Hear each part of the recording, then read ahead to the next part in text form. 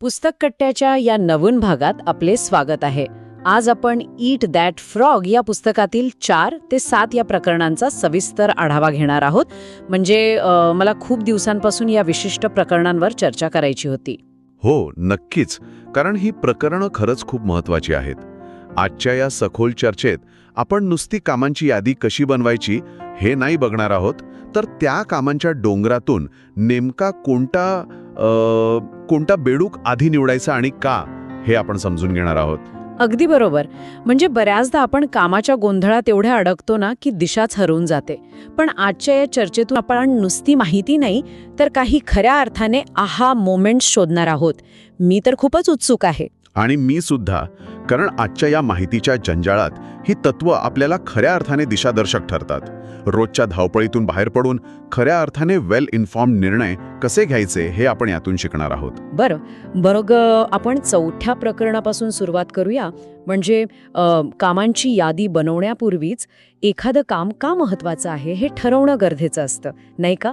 इथे मला त्या हार्वर्ड विद्यापीठाच्या संशोधनाबद्दल विचारायचं होतं. हो, ते डॉक्टर एडवर्ड बॅनफिल्ड यांचं संशोधन. ते खरंच खूप रंजक आहे.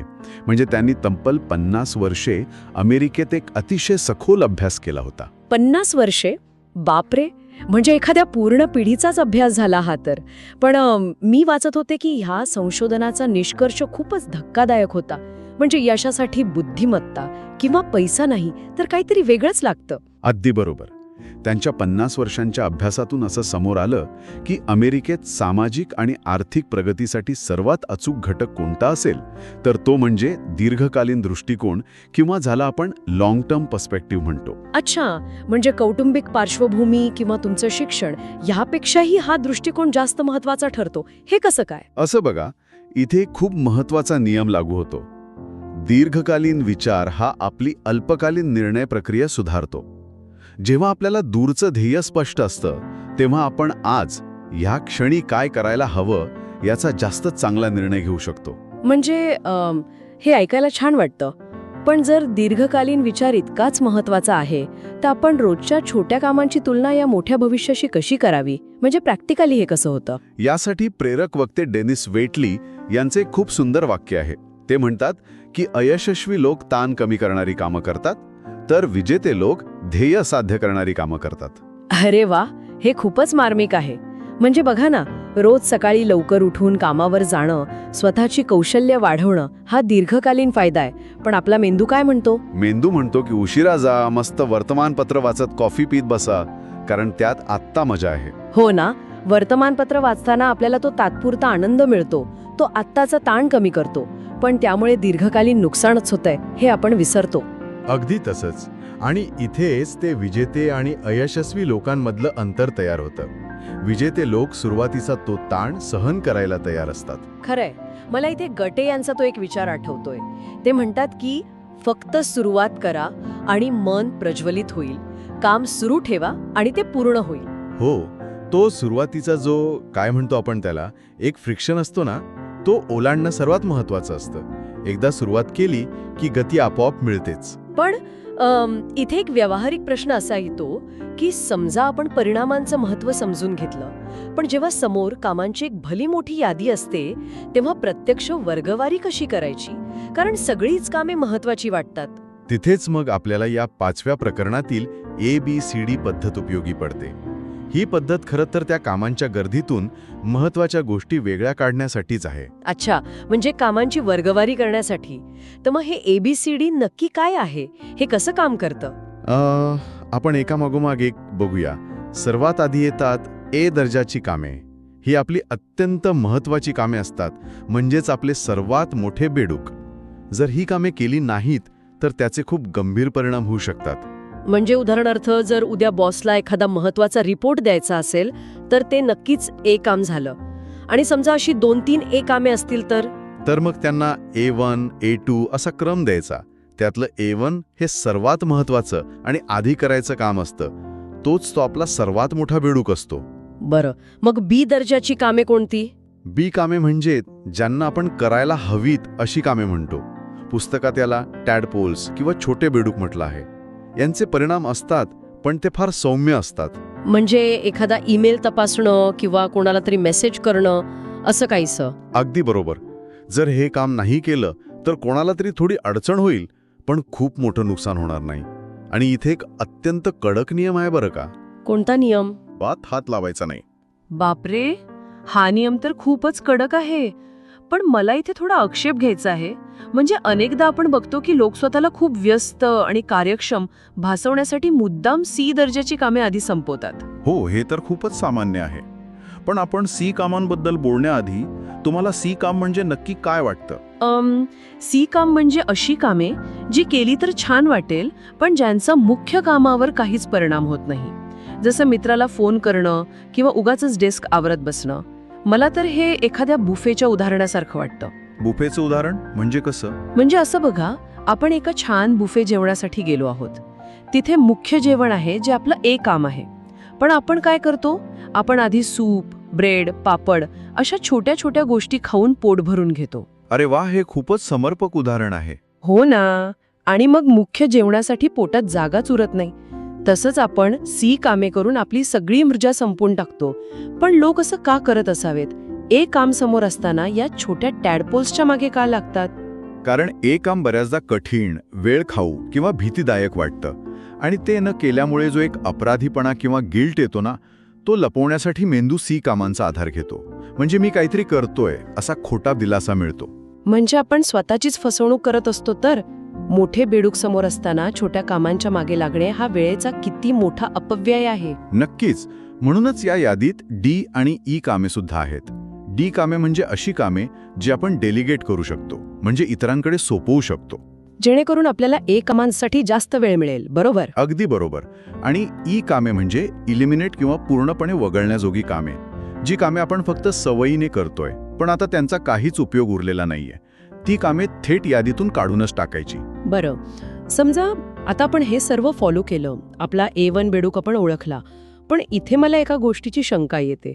म्हणजे समजा ते A1 काम ज्या विशिष्ट कौशल्यावर अवलंबून आहे तेच आपलं कमकुवत असेल तर काय करायचं? हां, इथेच मग आपण 6व्या प्रकरणाकडे वळतो. इथे मुख्य परिणाम क्षेत्रे किंवा ज्याला की रिझल्ट एरियाज म्हणतात त्याचा संबंध येतो. आणि इथे स्वतःला एक खूप बोचरा प्रश्न वारंवार विचारणं गरजेचं असतं. कोणता प्रश्न? आपल्याला पगार नेमका कशासाठी मिळतो? बापरे, हा खरंच खूप थेट आणि थोडा अस्वस्थ करणारा प्रश्न आहे. होय, पण तो गरजेचा आहे. कोणत्याही नोकरीमध्ये किंवा व्यवसायात साधारणपणे 5 ते 7 मुख्य परिणाम क्षेत्रे असतात. पुस्तकात यासाठी शरीरशास्त्राचं खूप छान उदाहरण दिले आहे. शरीरशास्त्राचं उदाहरण? ते कसं? असं बघा, जसं आपल्या शरीरासाठी रक्तदाब, हृदयगती आणि श्वसनगती या अत्यंत आवश्यक घटक असतात. यापैकी एक जरी कार्य थांबलं तरी संपूर्ण जीव धोक्यात येतो ना, तसंच नोकरीतील या मुख्य क्षेत्रांचं असतं. म्हणजे जर माझं मुख्य काम असेल संशोधन करणं आणि मी फक्त मीटिंग्ज अटेंड करत बसले तर माझा मूळ उद्देशच बाजूला राहतो. मला एका क्रिकेटच्या उदाहरणावरून हे स्पष्ट करावंसं वाटतंय. हो, नक्की सांगा. क्रिकेटचं उदाहरण कसं लागू पडेल इथे? समजा एखादा वेगवान गोलंदाज आहे. तो मैदानात खूप चपळ आहे, ड्रेसिंग रूममध्ये सगळ्यांना हसवतो, छान बोलतो. पण त्याचं मुख्य परिणाम क्षेत्र काय आहे? विकेट्स घेणं. जर त्याला विकेट्सच घेता येत नसतील तर त्याला संघात कोण ठेवणार? अगदी अचूक. तो इतर गोष्टी कितीही चांगल्या करत असला तरी त्याचं मुख्य काम होत नसेल तर त्याला काहीच अर्थ नाही. जसं एखाद्या सेल्समनसाठी नवीन ग्राहक शोधणे आणि विक्री करणे हे मुख्य क्षेत्र असतं. आणि एखाद्या मॅनेजरसाठी प्लॅनिंग करणं आणि कामे सोपवणं हे मुख्य क्षेत्र असू शकतं. बरोबर. आणि इथे एक अत्यंत महत्त्वाचा नियम आहे.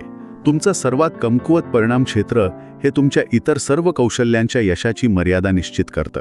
अच्छा, म्हणजे साखळीतल्या सर्वात कमकुवत कडीसारखं. म्हणजे माझी बाकीची सगळी कौशल्य कितीही चांगली असली तरी जो माझा सर्वात मोठा कमकुवत दुवा आहे तिथेच माझी प्रगती थांबणार. होय.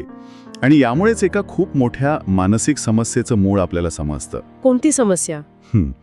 कामाची टाळाटाळ करणे, म्हणजेच प्रोक्रेस्टिनेशन. एक मिनिट. म्हणजेच बऱ्याचदा आपण म्हणतो की कामाची टाळाटाळ हा आळशीपणा आहे. पण यावरून असं वाटतंय की हा आळस नसून त्या विशिष्ट कामातील आपली कमतरता लपवण्याचा तो एक प्रयत्न असतो का? तुम्ही अगदी योग्य मुद्दा पकडलात. टाळाटाळ करण्यामागे आळस हे फार दुय्यम कारण असतं. मुख्य कारण असतं भीती आणि आपली अक्षमता. जे काम आपल्याला जमत नाही ते आपण पुढे ढकलतो. म्हणजे आपण स्वतःला वाचवण्याचा प्रयत्न करत असतो. पण मग यावर उपाय काय? हे कमकुवत दुवे सुधारायचे कसे? यासाठी स्वतःचं परीक्षण करणं महत्वाचं आहे. आपण स्वतःला या 5-7 क्षेत्रांमध्ये 1 ते 10च्या दरम्यान गुण दिले पाहिजेत. आणि मग एक प्रश्न स्वतःला विचारला पाहिजे. कोणता प्रश्न? असं कोणतं एक कौशल्य आहे जे सुधारल्यास माझ्या कारकिर्दीवर सर्वात मोठा सकारात्मक परिणाम होईल? आणि आनंदाची गोष्ट म्हणजे अशी कोणतीही व्यावसायिक कौशल्य नसतात जे आपण शिकू शकत नाही. हे खरंच खूप सकारात्मक आहे. पण जेव्हा एखाद्याला सांगितलं जातं की हे नवीन कौशल्य शिकून घे, तेव्हा सर्वात पहिलं उत्तर काय येतं माहितीये? काय येतं? माझ्याकडे वेळ कुठे आहे? आधीच रोजची एवढी कामे आहेत, त्यात हे नवीन शिकायला वेळ कुठून काढायचा? हा बरोबर. आणि इथेच मग आपण 7व्या प्रकरणातील एका अत्यंत महत्त्वाच्या नियमाकडे येतो. सक्तीच्या कार्यक्षमतेचा नियम किंवा लॉ ऑफ फोर्स्ड एफिशियन्सी. हा नियम नक्की काय सांगतो? कारण वेळ तर खरंच कोणाकडे नसतो आजकाल. हा नियम सांगतो की सर्व काही करण्यासाठी कधीच पुरेसा वेळ नसतो, परंतु सर्वात महत्त्वाची गोष्ट करण्यासाठी नेहमी पुरेसा वेळ असतो. म्हणजे सगळी कामे संपवणं शक्यच नाहीये असं म्हणायचंय का? अगदी तेच. आज माहितीचा इतका अतिरेक झालाय की सामान्य माणूस आज 110 ते 130% क्षमतेने काम करत आहे. एका अभ्यासानुसार अधिकाऱ्यांकडे नेहमीच 300 ते 400 तासांचे वाचन आणि कामे प्रलंबित असतात. बापरे, 300 ते 400 तास! म्हणजे बॅकलॉग कधीच संपणार नाहीये. तर मग तो इनबॉक्स झिरो करण्याचा अट्टहास व्यर्थच आहे म्हणायचं. अगदी व्यर्थ आहे. आणि त्यामुळेच फक्त महत्त्वाच्या गोष्टींवर लक्ष केंद्रित करणं सक्तीचं होतं. पण मला इथे एक आक्षेप घ्यायचा आहे. बऱ्याचदा माझ्या पाहण्यात असे लोक आलेत जे अत्यंत अभिमानाने सांगतात की मी डेडलाईनच्या प्रेशरमध्येच बेस्ट काम करतो. हे कसं काय? मग हे लोक महत्त्वाचं काम आधी का करतील? एक खूप मोठा आणि घातक गैरसमज आहे. संशोधनानुसार हे वारंवार सिद्ध झालंय की शेवटच्या क्षणी काम केल्याने तणाव वाढतो आणि सर्वात महत्त्वाचं म्हणजे चुका होतात. हो, म्हणजे घाईगडबडीत काम उरकल्यासारखं होतं ना? बरोबर. आणि जेव्हा तणावाखाली चुका होतात तेव्हा काय होतं? तेच काम आपल्याला पुन्हा करावं लागतं, म्हणजेच रिडू करावं लागतं. अरे हो. आणि ते काम पुन्हा करण्यामध्ये जो वेळ जातो तो आधी वाचवलेल्या वेळेपेक्षा जास्त असू शकतो. आणि दीर्घकाळात यामुळे आर्थिक नुकसानही नक्कीच होतं. म्हणूनच प्रेशरमध्ये काम करणं हे काही अभिमानाची गोष्ट नाहीये. ती एक अत्यंत चुकीची सवय आहे. मग या माहितीच्या आणि कामाच्या स्फोटातून मार्ग कसा काढायचा? सगळीकडेच लक्ष द्यायचं असतं. यासाठी पीटर ड्रकर यांचा एक अतिशय महत्त्वाचा प्रश्न आपण स्वतःला विचारला पाहिजे.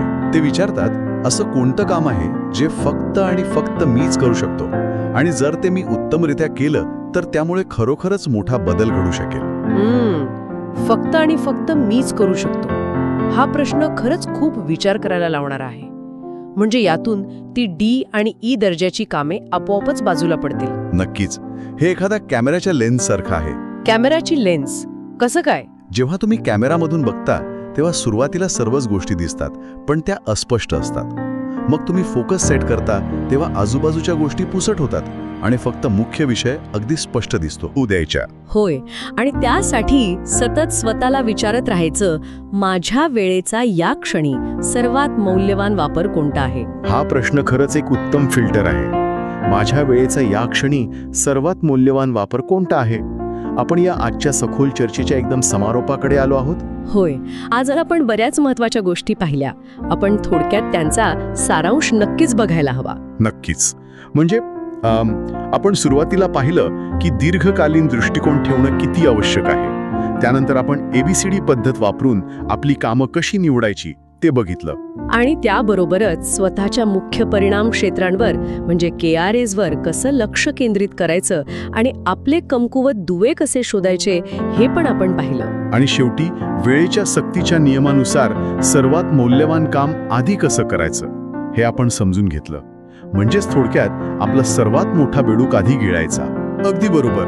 आणि या सर्व ज्ञानाचा उपयोग केवळ कामे उरकण्यासाठी नाही करायचा, तर सततच्या त्या धावपळीतून आणि ताणातून मुक्त होऊन खऱ्या अर्थाने प्रगती करण्यासाठी करायचा आहे.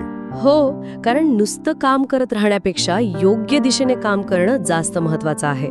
मला इथे पुन्हा एकदा गटे यांच्या त्या एका विचाराची आठवण करून द्यावीशी वाटते. ते म्हणतात की दुय्यम कामांच्या दयेवर महत्त्वाच्या गोष्टी कधीही सोडू नयेत. हा विचार खरंच या संपूर्ण चर्चेचा गाभा आहे. आपण बऱ्याचदा दुय्यम कामांना जास्त महत्त्व देतो आणि मुख्य गोष्टी राहूनच जातात. म्हणूनच आजच्या या चर्चेचा शेवट करताना मला एक विचार करायला लावणारा मुद्दा मांडायचा आहे, जो मूळ स्रोतातील एकांत किंवा सॉलिट्यूड या संकल्पनेवर आधारित आहे. हो, नक्कीच. एकांत ही एक खूप शक्तिशाली गोष्ट आहे. काय आहे तो मुद्दा? जरा कल्पना करा, जर आपण उद्यापासून आपल्या यादीतील ती सगळी सी आणि ई दर्जाची बिनमहत्वाची कामे पूर्णपणे काढून टाकली आणि दररोज काही वेळ आपण शांत एकांतात बसलो, बरं. तर त्या रिकांदा झालेल्या वेळेत आणि शांततेत तुम्हाला कोणत्या A1 कामाचा सामना करावा लागेल? म्हणजेच असा कोणता सर्वात मोठा बेडूक आहे ज्याची तुम्ही आजवर भीतीपोटी किंवा कमतरतेमुळे टाळाटाळ करत होता? बापरे, हा प्रश्न खरंच अस्वस्थ करणारा आहे, पण तो स्वतःला विचारणं खूप गरजेचं आहे. होय, त्या एकांतातील विचारांचा आणि त्या मोठ्या बेडकाचा सामना करा, कारण जोपर्यंत आपण तो बेडूक ओळखत नाही तोपर्यंत आपण तो गिळू शकणार नाही. अगदी अचूक. तर मग याच विचार करायला लावणाऱ्या प्रश्नासोबत आजची चर्चा आपण इथेच थांबूया आणि अशाच रंजक विषयांसोबत पुन्हा भेटू. धन्यवाद.